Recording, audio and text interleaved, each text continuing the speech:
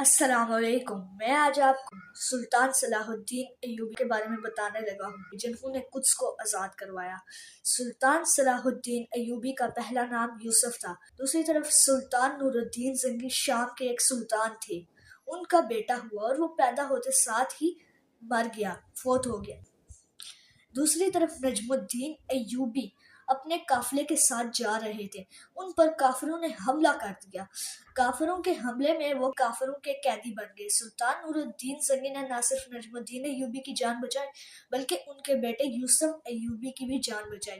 تو سلطان نور الدین نے نجم الدین ایوبی سے درخواست کی کہ وہ اپنا بیٹا مجھے دے دے، کیونکہ ان کا بیٹا پیدا ہوتے ساتھ ہی فوت ہو گیا۔ انہوں نے نجم الدین ایوبی نے سلطان نور الدین زنگی کو اپنا بیٹا دے دیا۔ جس ٹائم وہ بڑے ہو گئے تو سلطان نور الدین زنگی کے 2 بھائی تھے چھوٹے، انہوں نے بغاوت کی۔ پہلے ایک بھائی نے کی، انہوں نے جنگ چھیڑ دی۔ سلطان نور الدین زنگی نے ان کے ساتھ جنگ کی۔ سلطان نور الدین زنگی نے اس جنگ میں اپنے بھائی کو مار گرایا۔